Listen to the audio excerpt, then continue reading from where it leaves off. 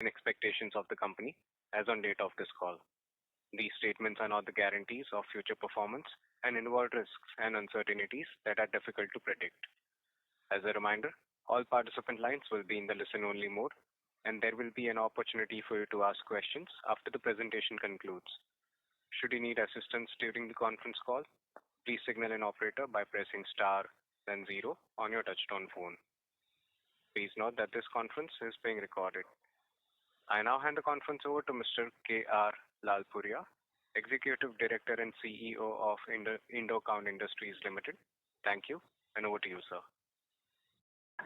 Thank you. Good afternoon and a very warm welcome to all of you to the Indo Industries Q4 and FY24 earnings call. I have with me Mr. Muralidharan, our CFO, and Strategic Growth Advisors, our Investor Relations Advisor. Happy to connect with you all once again to discuss the Q4 and FY24 performance. Let me start with the industry and business scenario during Q4 and FY24. The momentum of the previous 9 months continues, and I am happy to share that we concluded FY24 with record performance. Our strategic focus on market penetration has driven sustained double-digit revenue growth for this financial year. I am pleased to inform that in FY24, we have achieved our highest ever quarterly and yearly revenue of rupees 1,093 crores and rupees 3,601 crores respectively. Additionally, we have recorded our highest ever annual EBITDA in FY24 amounting to rupees 603 crores. Our net worth has now crossed the rupees 2,000 crore mark. It is worth noting that this year we have delivered on our volume and margin as per guidance. Now let me talk about the market scenario. Retail sales in the US market have remained resilient and almost returned to pre-COVID levels despite higher inflation and borrowing costs, driven principally by consumer spending and the growing influence of e-commerce. Looking ahead, we anticipate sustained demand on account of easing inflation and likely interest rate cuts solidifying our leadership position in the global home textile bed linen market. We continue to strengthen our product offerings and deepen customer relationships, prioritizing long-term brand health. This strategic focus ensures we remain well positioned for the ongoing growth. On the domestic front, India aims to boost textile exports to $600 billion and expand the domestic market to $1.8 trillion by 2047, focusing on quality, sustainability, and global leadership. The home textiles market is strong, driven by global demand from the hospitality and residential sectors. While India leads in home textiles, there is room to increase our global market share. By leveraging the China Plus One strategy, India can add another $10 billion in exports, potentially raising our global market share. Additionally, free trade agreements with the UK and EU will further boost our competitive edge. The Indian home textile industry stands at a crossroads of innovation and growth. By capitalizing on international and domestic opportunities and embracing sustainable practices, we can unlock significant potential in this dynamic market. Now our company's performance highlights. We achieved 18% revenue growth in FY24 and successfully met our volume and margin guidance. Coming to our Q4 performance, EBITDA margin of 15% was on account of one-time promotional activities which increased the other expenses and therefore impacted EBITDA margin by around 2%. This is one-off scenario in this particular quarter. We expect the benefits of this to play in the coming quarters and are confident to maintain the EBITDA in our guided band of 16% to 18%. We improved return ratios, ROE and ROCE, while maintaining our debt to equity ratio in spite of this tremendous growth. Our disciplined hedge policy for raw materials enabled us to remain competitive. The inventory built up towards year-end is aligned to service expected higher business activity in FY25. Now the strategic growth and brand expansion. We are embarking on the next growth phase, laser focused on amplifying the contribution of branded products to our revenue. With the acquisition of the iconic Vansuta brand, a stalwart in the American market for over a century, and the expansion of our licensed brand portfolio with Fieldcrest and Waverly, we are strategically positioned to derive higher contribution.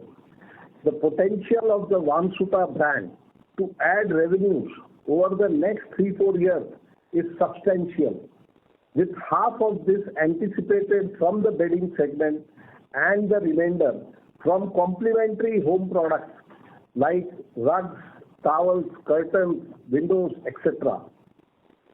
Our steadfast commitment to branded B2C and D2C channels is yielding promising results, steadily increasing our market footprint. Moreover, our licensed brand opens door to a diverse customer base. Fieldcrest caters to the dynamic young population, while Waverly appeals to those seeking stylish home decor, particularly in the emerging American market. This expanded reach across the US and Canada market promises to bolster our margins and profitability. Besides, our facilities will manufacture this product for the end market, thereby increasing our utilization level along with getting benefits from operating leverage. We strongly believe this strategic moves position us well for sustained growth. Now let me talk to you about our ESG initiatives. Indo Industries Limited achieved a significant milestone with the inauguration of our 9.3 megawatt solar power generation unit in Gujarat. This strategic move underscores ICIL's unwavering commitment to green energy usage. With over 90% of the Bhilard's unit operation now powered by renewable resources and to sustainable and responsible business practices. By embracing solar energy, we are not only significantly reducing our carbon footprint, but also optimizing energy costs, showcasing our proactive approach to environmental stewardship. Moreover, I am delighted to share that our company's total renewable energy capacity has now reached an impressive 21.5 megawatts. This initiative, combined with our recognition in Walmart's Project Gigaton, unequivocally reflects our steadfast dedication to fostering a greener future. On awards and recognition, I am delighted to share some remarkable achievements by Indo Industries Limited.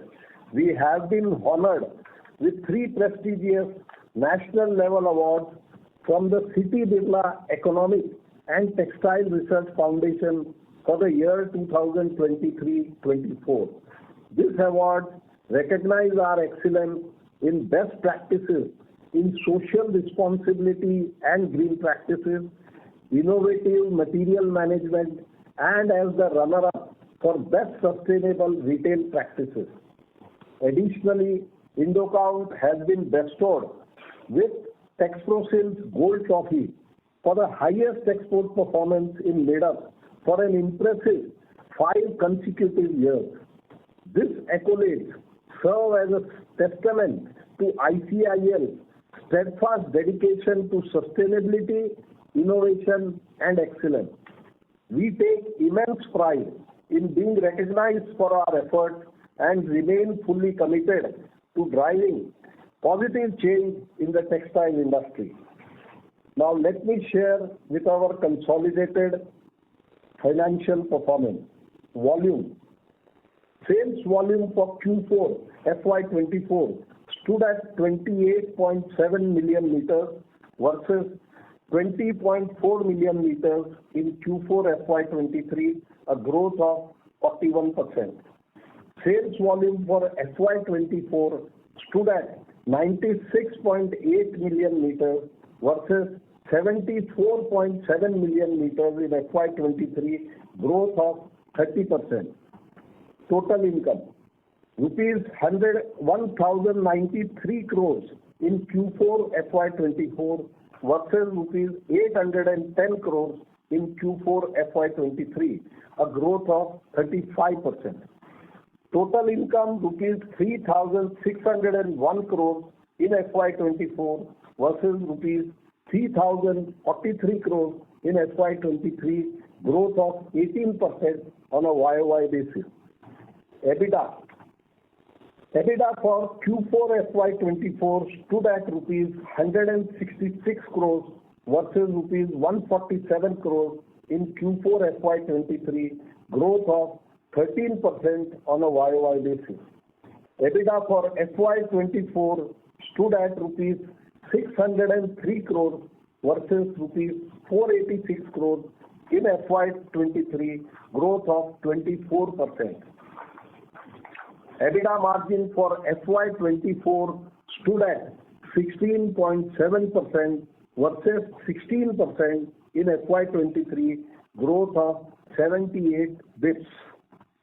At rupees 92 crores in Q4 FY24 versus rupees 95 crores in Q4 FY23. PAT rupees 338 crores in FY24 versus 277 crores in FY23, a growth of 22% on a YOY basis. EPS is rupees 4.64 in Q4 FY24. EPS is rupees 17.06 in FY24. Net debt to equity is 0.32x as on 31st March 2024, again 0.33x for the previous year. For financial year 24, ROE is 16.2% and ROCE is 18.8%. The inventory for year ended 31st March stood at rupees 1143 crores. This should be looked at from the perspective of the increased guidance.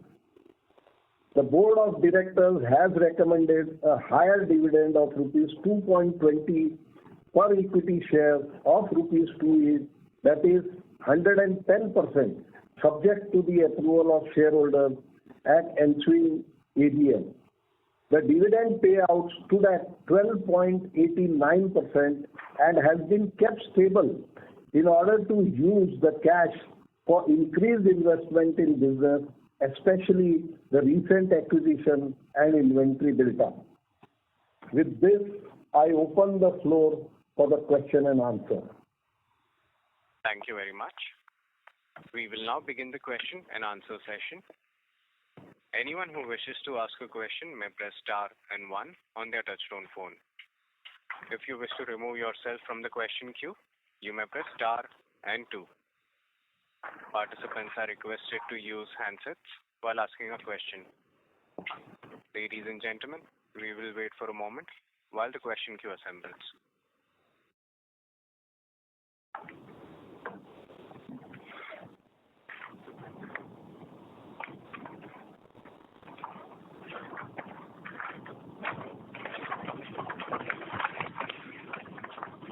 Our first question is from the line of Palash Kawale from Nuvama Wealth. Please go ahead.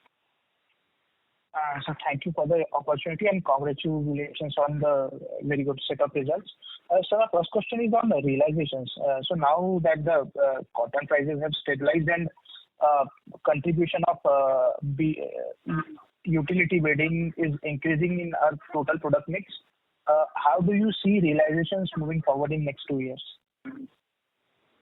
So definitely, Palash, our focus is on the value-added products, and as we keep on mentioning that our focus is to how through brand acquisition, through branded licensed brands, and through fashion, utility, institutional bedding, which we started 5 years before. So we are focusing on the value addition, and definitely through operational leverage as well as selling better goods, we intend to improve our margin going forward. So my next question is on like share of India in bed spreads. So if I look at the data, the market share of Pakistan has increased a lot, and our market share, like Indian market share, is was 21% last year and is 21.3 in Jan to March. So what is the reason behind this? Like Pakistan is gaining a lot of market share and we are at stable levels.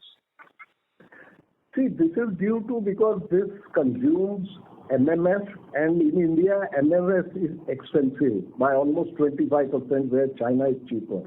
So India has so far not focused on the filled product. So even if you look at the various drawback structure where the duties get refunded, we are not refunded on the synthetic part. So hence it becomes not competitive. And secondly, the freight also plays an important role onto like shipping filled product, which is more voluminous than weight oriented. So I think slowly as India rationalizes the synthetic prices, we'll see an uptick here. And secondly, most importantly, we all players had focused on the sheet side of the business and have not built, the back end to service this product category. Now recently, like last year, we invested almost 60 crores on building a world-class fashion bedding unit.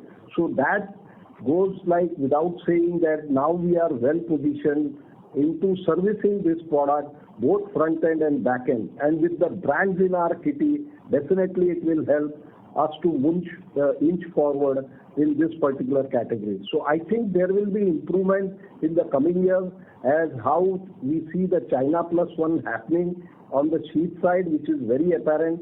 Slowly it will trickle down to these categories also. Okay, sir. Thank you for that. And sir, thank you for giving the revenue contribution from business segment. Sir, if you could give any sense of how the margins are for like branded businesses and fashion and utility or unique e-commerce business, that would be really great. And even in home tech domestic market. So we should look at holistically. I had predefined earlier that now we are working on almost 7 verticals, apart from the sheet, which is a commodity. So we are working on fashion, utility, institutional, e-commerce, licensed brand and brand business, as well as domestic. So every business is in itself a business to us. And we are formulating strategies in order to grow each of this business to world-class, and thereby, like both with when you see how India is well positioned and India as a country also doing well in the domestic front, we see big opportunities in all these segments. So definitely, like going forward, our focus will be how we can elevate to the next level through all these different categories of businesses which we are currently doing. And we have a good audience to customer worldwide. We export to more than 50 plus countries, and we have performed well for all these years in the eyes of the customer. So definitely whatever B2B which we were doing earlier will now transform to B2C and D2C, and that will definitely provide us an edge because we will be able to service omni-channel and a 360 degrees like product range into not only the bedding area, but we are also moving up with the brands, to other categories of products. So definitely, with all this mix, you will have a better edge going forward, and it will make better margins, going forward. Thank you, sir, for your answer. That's it from my side. Thank you. Ladies and gentlemen, a reminder to all the participants. In order to ensure that the management is able to address questions from all the participants in the conference, please restrict your questions to 2 per participant. If you have a follow-up question, you may rejoin the queue. The next question is from the line of Surya Narayan Naik from Suniti Securities. Please go ahead. Yeah, am I audible, sir? Yes, please go ahead. Yeah, thank you for giving me opportunity and congratulations for a good set of numbers in despite turbulent times. So a couple of questions. One is that our value-added segments have improved from 46% to 51% YY. So where do we see, because the recent acquisition of the brands and tie-ups, so what are the kind of traction we are going to see in for next 2 to 3 years? So can it go up to 25% or so? Branded business. Branded, the acquisition of Vamsuta particularly will be launching in this for spring 2025. That we will launch in this September. So we'll see some traction happening in the fourth quarter.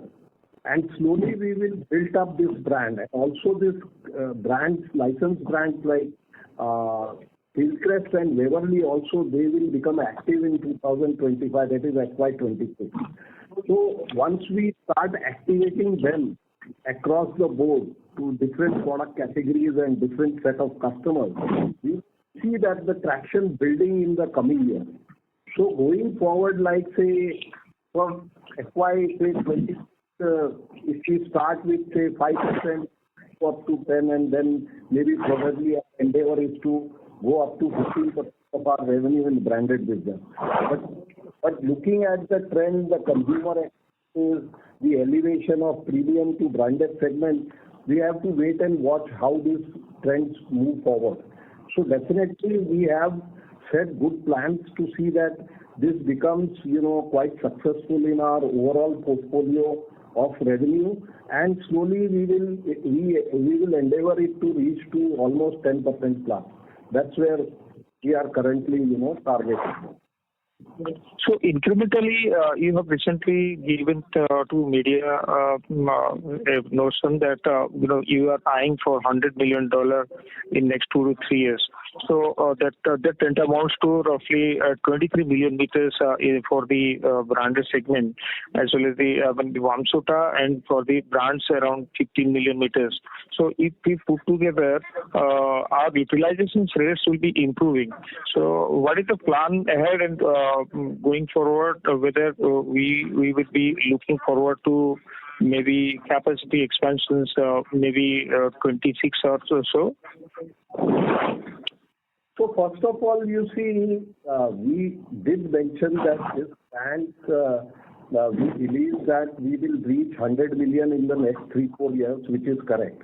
But you need to consider, you see, out of this 100 million, around 50-60 million will be bed linen, and the rest would be like towels, rugs, and other product categories which we will outsource. So definitely you need to consider that in this overall 100 million, the utilization for bed linen will be not 23 million what you calculate, but it would be close to around 10 million to 12 million. Because it is high value as well as it is like part of the overall revenues.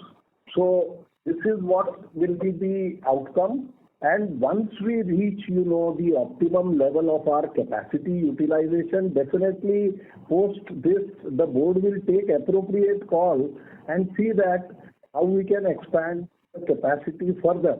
Because we already have, in GHCL acquisition, a land over there which is additional where we can expand our next line of processing. So we do have infrastructure. We have already invested into the core capex.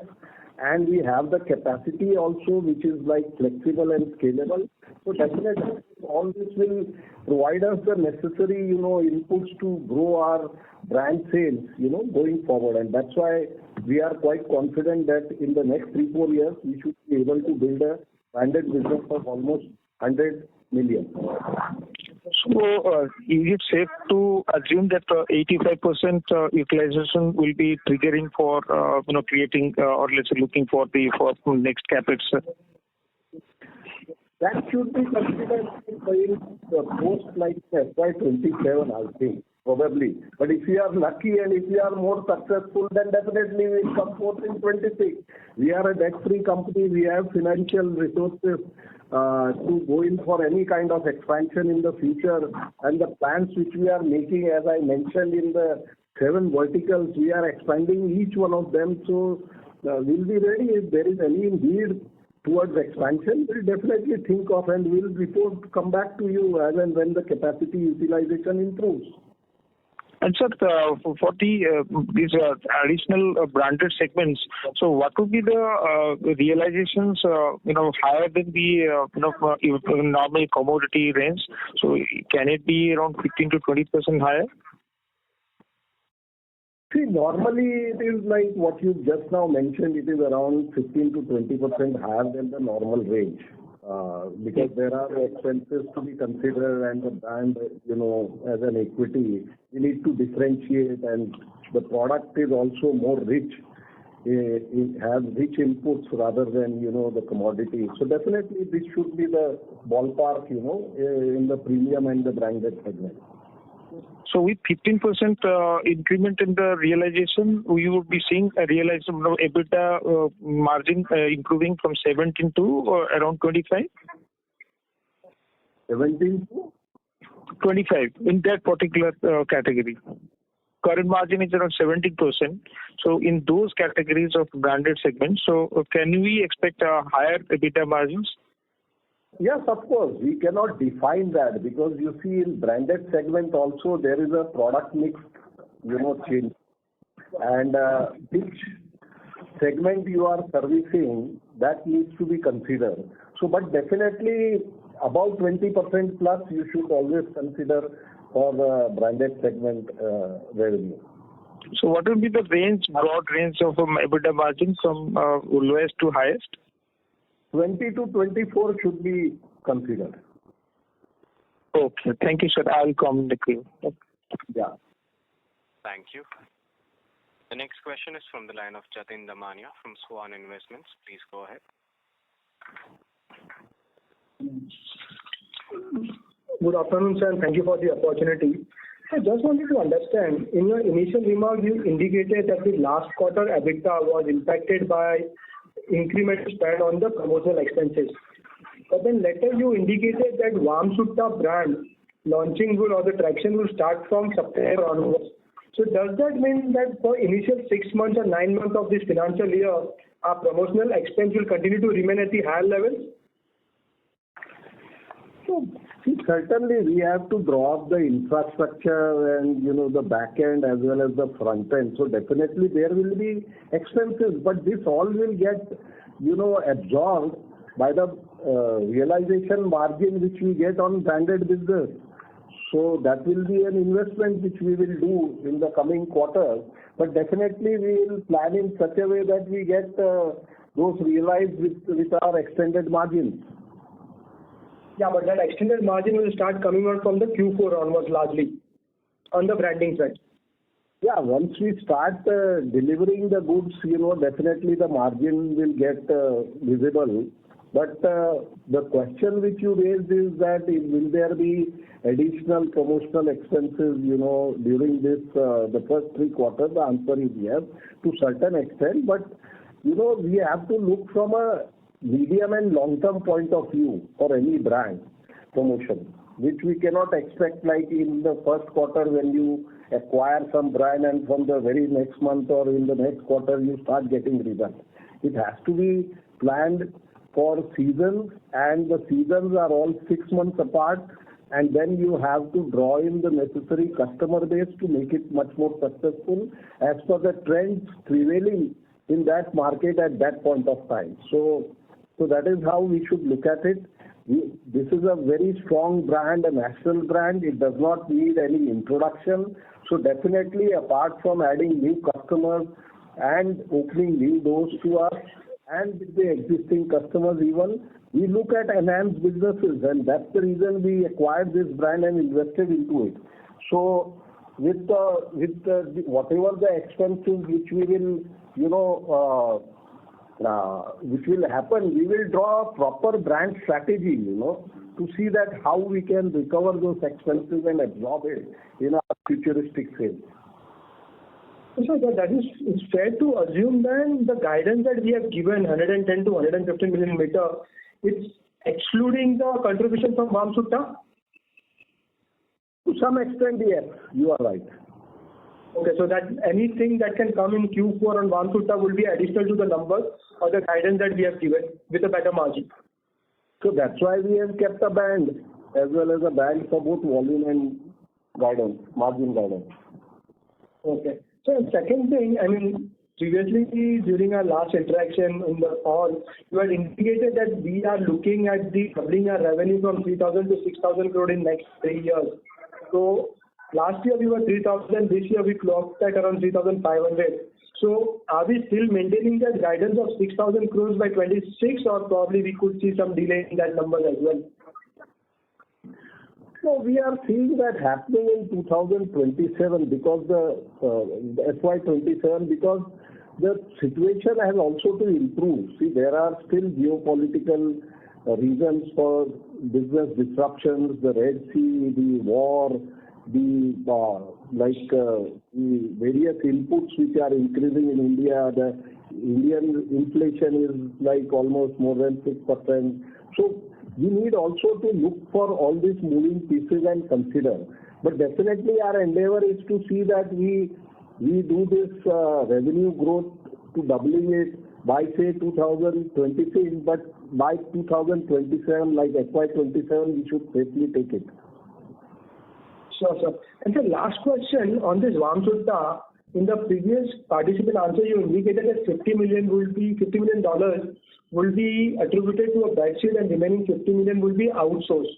So, has any given point of time as a company, are we thinking to venture into other home textile business other than the bedsheet, so that whatever the outsourced item that we are taking it, we can supply through in-house only? Yes, see, definitely we keep our doors open to all opportunities, and we are a manufacturing setup. We are quite experienced in this business of manufacturing for the last almost more than 3 decades in textile.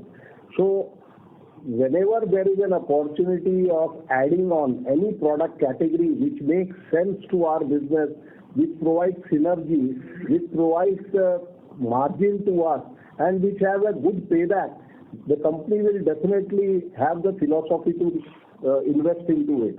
And we are slowly building on this branded business as we see a great opportunity out there in premium and branded segment as the luxury and affluent business. What we read from the various reports of McKinsey, BCG, and various other consultants are coming in, showing that there is a increase on the luxury side of the business. And that's what we would like to tap going forward. And once it develops into a good revenue, definitely we can always add on a back end, just like how we add on different product categories. So we are open to all this investment, and our company is also having AA- rated credit rating. So as far as raising finance is concerned, we are well off. Like we can always raise finances for new capex for any product category to add. So thank you for the detailed answer. And last question on your brand expansion also, or probably the license tie-up that we are doing with Iconics International. So can you explain what is this tie-up for? So this Iconics International owns the Fieldcrest and Waverly brand, and Iconics is a very well established licensed brand and brand house, and it is very well known.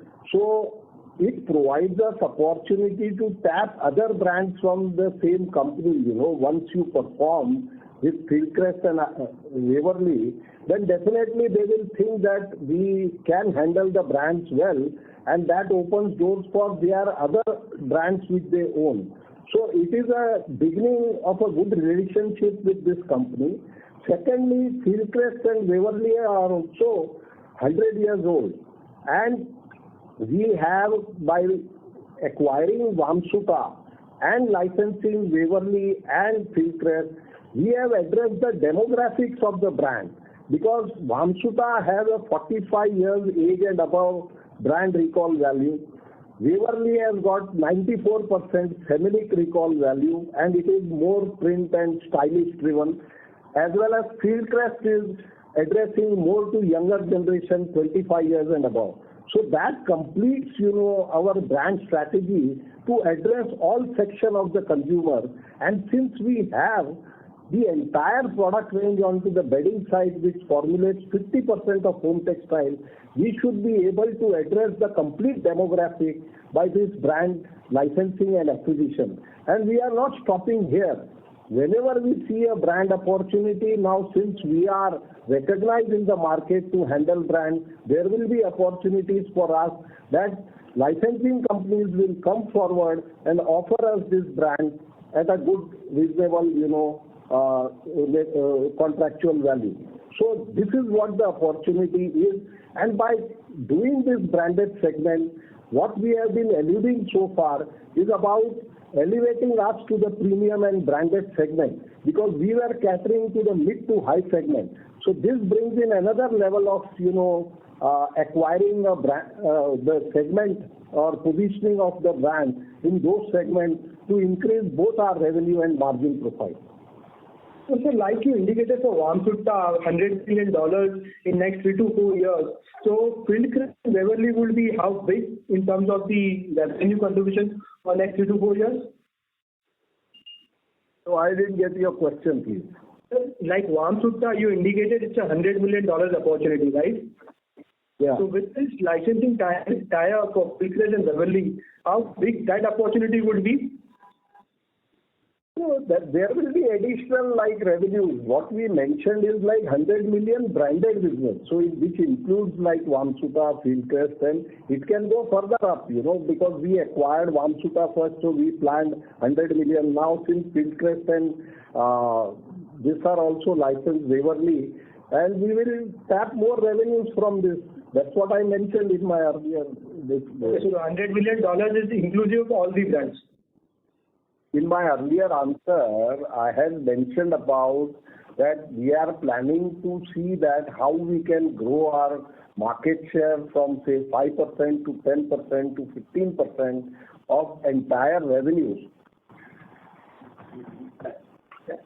Thank you, Lal Puriya. That's all from my side, and all the best. So I hope I answered your question.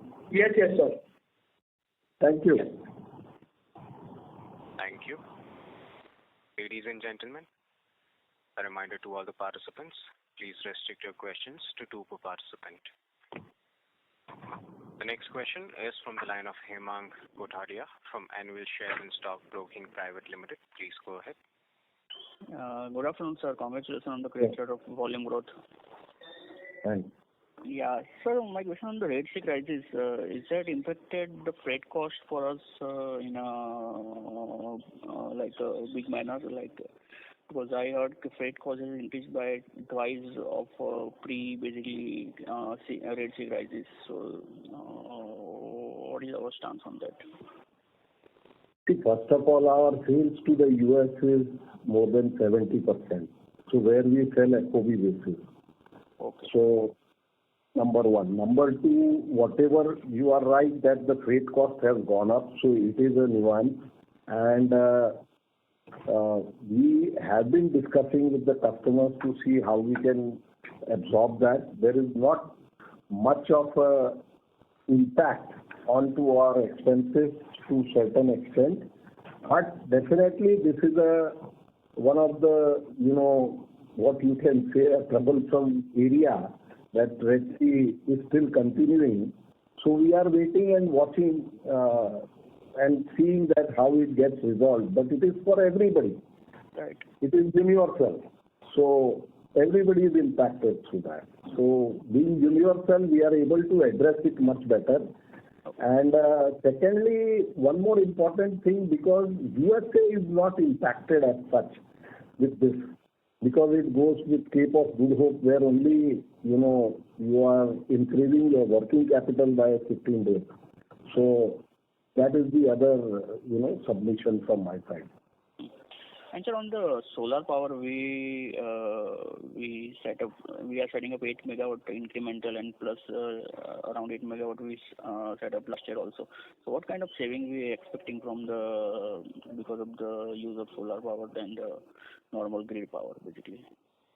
See, first of all, we need to look at from a compliance standpoint how the world is moving towards to.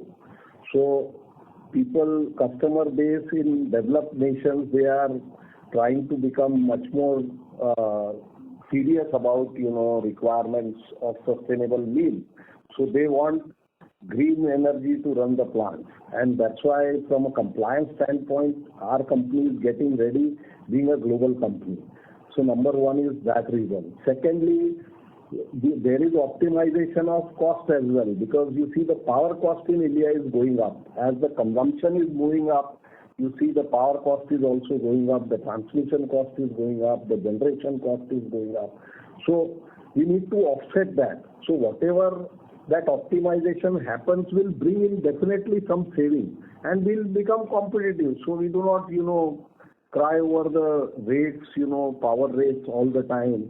So the company is trying to become self-sufficient into its own generation of green energy for the future. So slowly it is taking steps towards becoming that self-reliant. Maharashtra, where we are located, do not have a sound solar policy because they allow only 1 megawatt on 1 meter. So recently they increased in their textile policy to 4 megawatt, but still the notification is not out, according to which we can invest into it. So once that is out, we will further increase that 1 megawatt to 4 megawatt in our plants at Kolhapur. So that is how we are shaping our, renewable energy initiatives. Right. And this zero liquid discharge effluent water treatment plant of 50 crore, that is at Gujarat unit, right? Yeah, at Dhilad plant, because you see, as I mentioned on the compliance side now, everybody is focusing on zero liquid discharge. So we need to upgrade our, unit. So we are investing into it so that there is a lesser fresh water intake.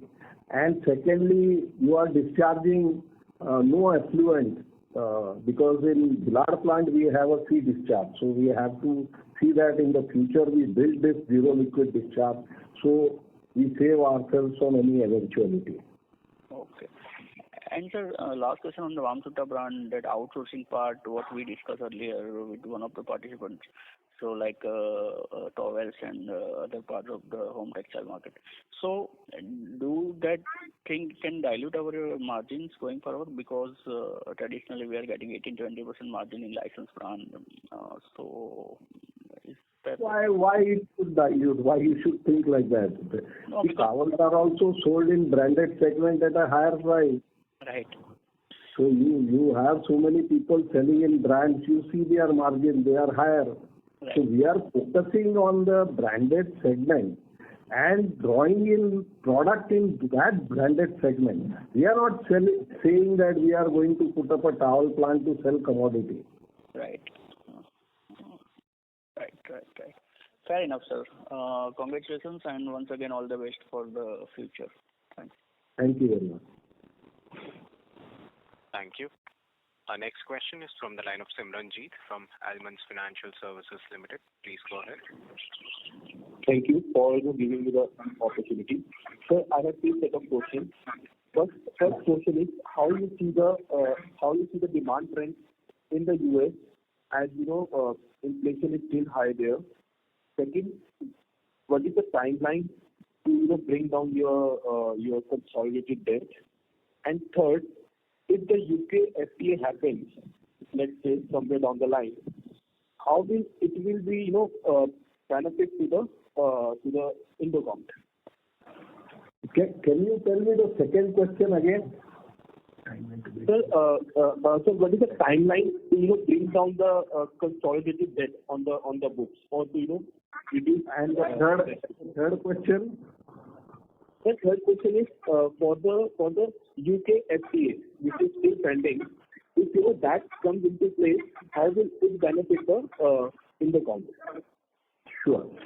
So first of all, as I mentioned in my speech also, that what we observe is that the inventory levels with the retailers are normalized, and they are getting impacted only due to the inflationary measures, so that discretionary product is not brought to the extent what it used to be pre-COVID level. So we still have to wait for some time for the market enthusiasm to return. The inventory pipeline is dry, and that's the reason we said that, we mentioned that, that the demand is stable and it continues. Only the pain point is the inflation, which monetary policy US government is addressing with, and that we will see post-June also. If there is an interest, that will definitely help the economy. Sorry to interrupt, sir. Your voice is the cost of the essential. So the demand is, like, I can only say in one word, FY25 is better than FY24. That is number one. Number two, the debt. The philosophy of the company has been always to plow back our profit into the business for both growth and debt reduction. And that will continue. So whenever we see an opportunity where we do not have cash to invest in the growth, we'll reduce our debt. And our endeavor is to become a debt-free company. So that goes without saying. But whatever working capital which we need, we have to deploy that, whether it is supply chain, whether it is any compliances for solar energy or anything. So we need to do that. So definitely our philosophy is to reduce the debt and say in the next 2 to 3 years, you will see there will be further reduction in the debt as we draw in more operating cash. The third is about the UK FTA. What we hear is that the primary discussion has already completed, and there is no details between the two governments to declare the FTA. But they are taking their own time to declare it. We feel that this will be cherry on the cake. So whether it is FTA or non-FTA, we are not concerned to that extent. We are drawing in good business in the UK market. We have an office in Manchester, UK, where we have started distribution also. So we are slowly inching towards more market share. So whether there is FTA or no FTA, we are not to that extent, impacted. But yes, definitely when the FTA happens, there will be a good development that we will come to level playing field with Pakistan and Bangladesh, who enjoys duty-free assets. Just like how UAE and Australia, the business is inching up, this will provide us an opportunity to explore and exploit the market more. Got it. Thank you, sir. Thank you. And all the best. Thank you. All the best. Thank you. Thank you. The next question is from the line of Zalak Rati from Agility Advisors. Please go ahead. Hello. Hello. Am I audible? Yeah. Please go ahead. Congratulations on good set of numbers. Could you help me in understanding the valuations at which Vamsita brand was acquired, as it was acquired for approximate rupees 85 crores and it generated revenue of rupees 4,000 crores. And in one of the interviews, you gave guidance that this brand will add to top line of rupees 800 crores in next 2 to 3 years, and no debt has been acquired. And as it is a premium brand having legacy of 178 years, so how did we end up at the valuations of 85 crores? So definitely, good question. This was a great opportunity for us to acquire because there are very few companies which have the kind of supply chain which we have, the kind of product range which we have, the kind of innovation and the front end and back end setup we have. So beyond INC, we took over the assets of Bed Bath and Beyond at say 23 million, which included this IP of Vamsuka as well. They were customer to us, and we were selling them product range, and they were convinced that the kind of product range which we have and the kind of marketing strategies which we have evolved over a period of time provided them the necessary confidence that we will do justify in promoting the brand across the globe, not only to the US and the Canadian market. So we discussed about this opportunity, and we were able to convince them to buy out this brand from them at 85 crores. So that is the first thing I would like to submit. Secondly, Bed Bath and Beyond the retailer used to have this brand in their city. And for the last 10 years, since 2012 to 2022, this brand did almost more than $5 billion at sales with a specialty stores like that, particularly in home textiles, which was across categories. So it was not only bed linen, but it was towels, rugs, windows, and all sort of accessories, etc. So they did a very good business in Vamsuka brand till they liquidated. And now that was around 5 billion, and the peak they had achieved in a particular year was 800 million. And the average was around 500 million every year. So this gives an opportunity for us that with a legacy of 178 years, where the brand recall value in the US is more than 75%, and plus it's a specialty and departmental stores which gets us elevated to the premium and branded segment. We thought that this opportunity was good, and we acquired this brand from a long-term and both medium-term standpoint. We are selling like fashion bedding, utility bedding, institutional bedding, and e-commerce, where we can leverage the strength of this brand to promote it in each channel of distribution. So that is the objective. And we also scale up both our product profile, our positioning, our margin profile, our capacity utilization, and having a complete perceived better value in the marketplace, not only in the USA, but across the globe.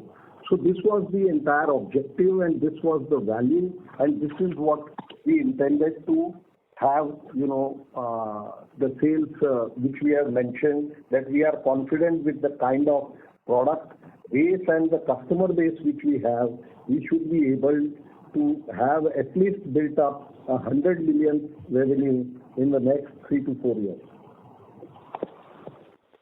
Okay, sir. And how do we plan to penetrate in Indian market, like increase our share?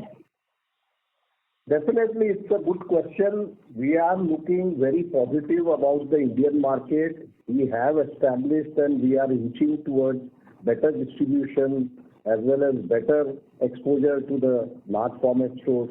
And this particularly brand will give us a leverage to position it onto the premium segment over here, as we see that India is a growing market where the middle class is aspiring to use better end products, and the luxury segment is also growing in India. So this gives us a competitive edge to promote this product in the Indian market as well, where we are bullish on.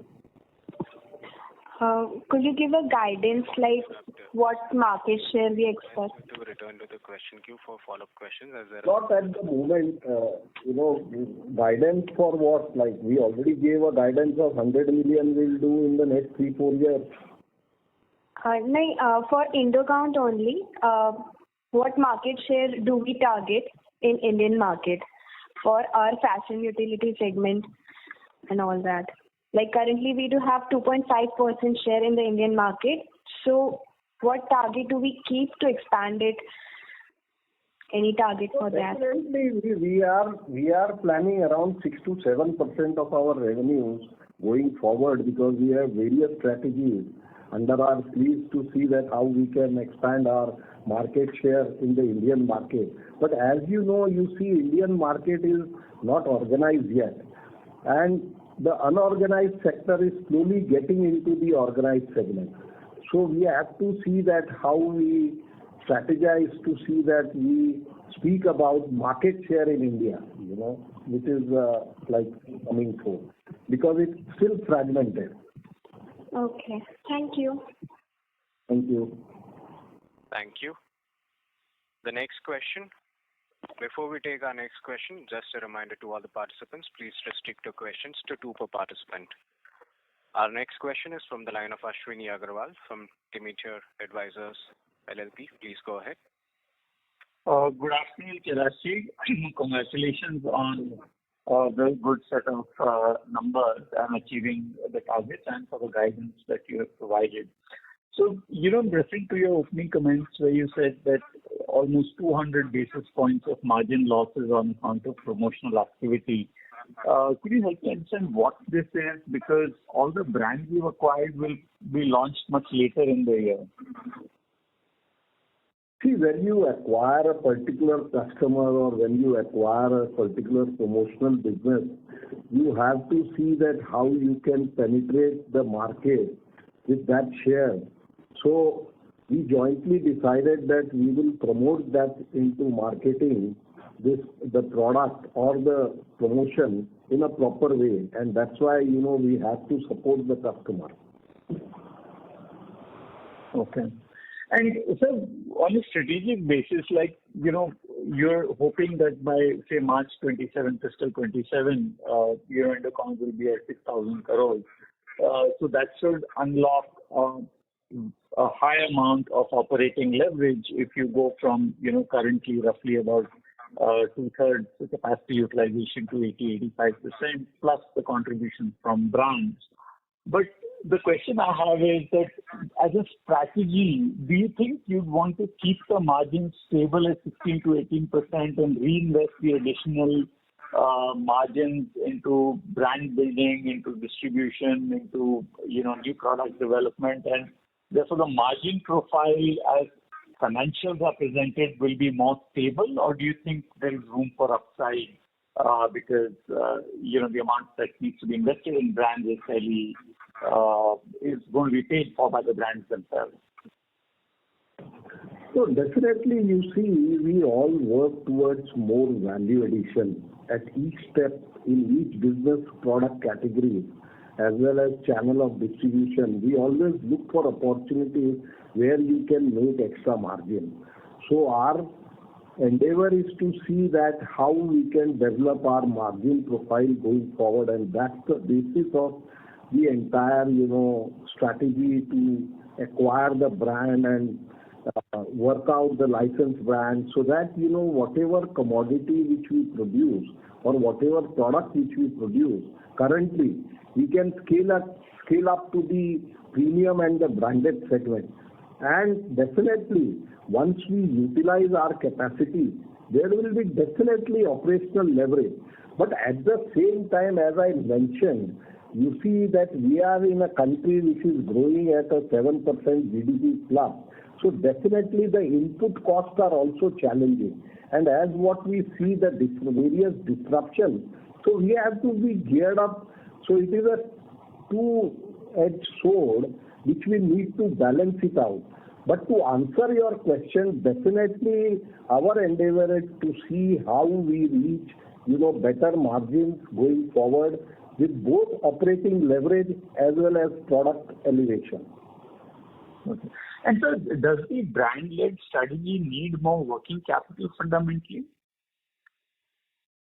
Not exactly, but there would be some expenses which will be associated with it, whether it is talent acquisition, whether it is distribution, whether it is marketing expenses, selling expenses. So those will be associated. But as I mentioned in my earlier answer, we will have a proper brand strategy to see that these expenses get absorbed in the process and we make a higher margin, because this will add on to the cost of the sale, and definitely we will keep aside a positive margin or a elevated margin to make on the brand itself. Because the retailer also, when they position a brand, if they scale up their margin to see that how they can make a better margin on the product rather than a non-branded product. So definitely, you see, there will be expenses, but it will be getting absorbed in the process. No, I was asking about working capital. Do you need more working capital for brands versus commodity end? Not exactly. To certain extent, you will need, but not completely. Like you can differentiate between a normal business and a branded business.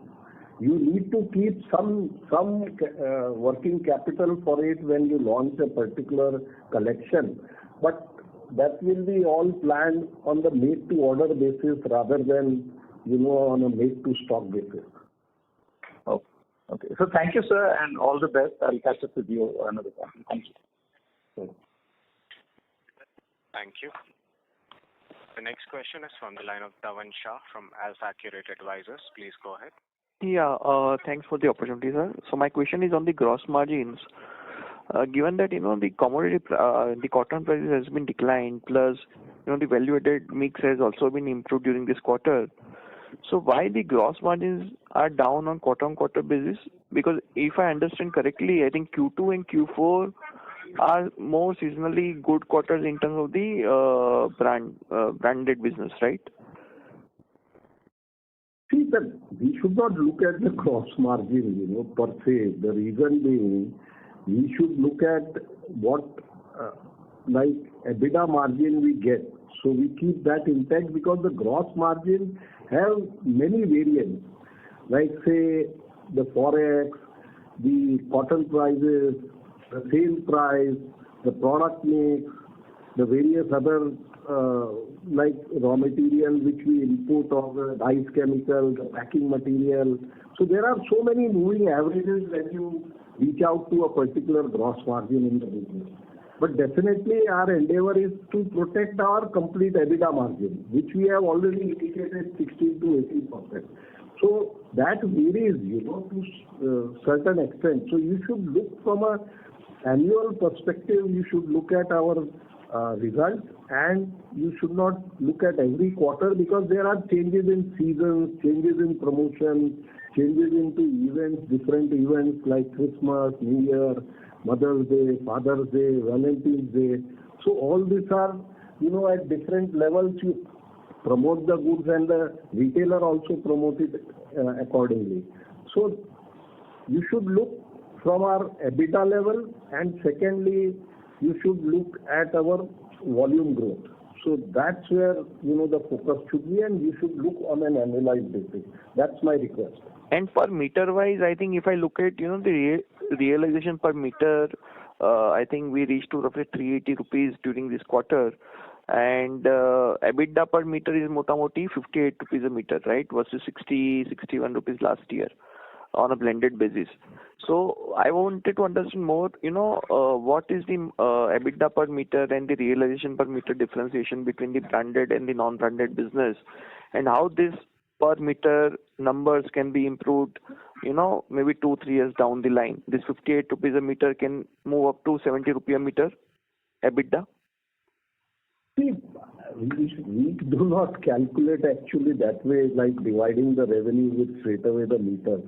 Of course, at the end of the year, we do calculate in that way. But there are so many changes in textiles, if you know the category, that there are thread count, there are finer count, there are coarser count, there is cotton, there is differentiation in packaging, in dyes chemical, you supply a white sheet or a dyed sheet. So there are so many variables happening, and the market responds to the trends and the consumer experience in a very different way. It is not like per meter realization. But still, to answer your question, when we look at a different product category, say fashion bedding, or say branded business, or say branded business on the e-commerce, definitely you will find that the realization per meter will definitely improve. At the end of the year, we see that the EBITDA level, as I mentioned, should improve from 16-18 to 18-20 and then 20-22. That's what the endeavor is. That's what we are all working for.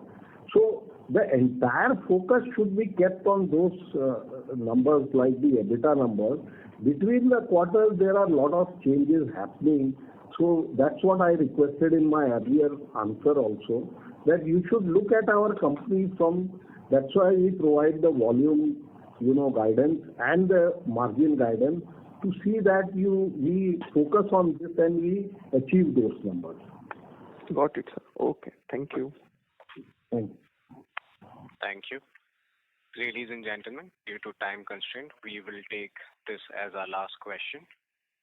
Our last question is from the line of Surya Narayan Naik from Sunidhi Securities. Please go ahead. Yes, sir. So, just understanding the cotton price scenario and the margin going there. So, currently, we saw a quarter-on-quarter leap of around 8%. So, let's say we see the current price could be a base rate and there is little downside. So, suppose from here onwards, cotton prices improve. So, will it give any mileage towards the high realization? See, cotton prices, you see, India is pretty strong in cultivation and, producing cotton.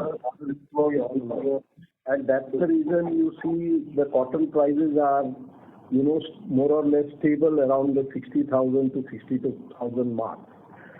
So going forward also, as the indication is that the monsoons will be good, so we expect that the cotton prices should stay in the similar band. Definitely, you see, once the raw material prices are stable, you can plan your business better. And definitely, with the kind of cost structure which we have put in and strategize, value addition, definitely we will try to see that how we can improve our gross margin going forward. So that is the whole endeavor. And definitely, the cotton raw material prices always helps us into planning much better the marketing strategy. So definitely, once that happens, it gives us a competitive edge. Where to sell and how much to sell and what to sell. So definitely that will improve, and improve our overall, business performance. Okay. So another question is that, sir, will it be safe to assume that in case the complementary products of such a vast segment were to come at a lower margin, then we would do justice not selling so much towards whatever is required of this particular brand, because it may impact our overall margin. So what should be our strategy? Because in the vast segment, I see the lower margin compared to seeds. I did mention that we are not going overboard to sell a product, We are formulating a strategy to sell that in brand alone. Okay. So we will protect that margin. Okay. We are not going overboard to sell, towels like other manufacturers. We are saying that we will sell this product as an additional complementary product in the brand itself. We are not focusing currently. And lastly, sir, will the current brand acquisition, whatever we are doing, so our US block is around 75%. So will it further improve, or the diversification will happen wherein the UK and EU to get more share? So our overall big to long-term strategy is to see that we have like a 60-40% ratio, 60% in US and 40% in non-US businesses. And once the FTAs come into play, definitely that will improve the non-US percentage. But by virtue of an organized market, by virtue of a larger market than other developed markets, and doing well economically too, it provides us an opportunity to sell in the US in a better planned way. And that helps our back-end capacities also to be planned accordingly to get the operational leverage because of the size of the business they offer. So all these factors, prompt us to sell or let us focus on the US market rather than the other market, because the other markets like in EU and other places are fragmented and the order sizes are small, which do not match to our expectation of getting much more operational leverage. So definitely that push and pull always will be there between US and non-US markets. But as a company, our endeavor is to see that going forward, we develop the non-US market also to the extent of 40% and keep the US 60%.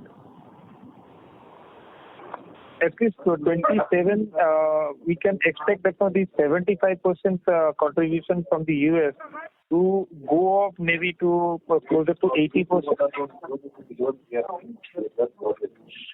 No, we cannot assume like that because the Vaansuta brand is a global brand. And definitely we will spread it in such a way like in India, elsewhere, as well as the US also, like in Canada, Mexico. So this will be equally split between US and non-US market. Hello? Ladies and gentlemen, that was the last question for today. I would now like to hand the call to the management for closing comments. Thank you. In closing, I am delighted to share that our contribution through branded B2C and B2C channels is steadily on the rise. Our persistent efforts to expand our portfolio's reach in end markets are now well supported by the addition of Vaansuta, Waverly and Fieldcrest. This strategic move not only reflects our commitment to growth, but also positions us for even greater success in the future. With this addition, we are poised to capture new markets, increase our market share, and further solidify our position as a leader in the industry. Thank you for your continued support as we embark on this exciting journey of growth. Thank you. Thank you. On behalf of Indo Industries Limited, that concludes this conference. Thank you for joining us. You may now disconnect your lines.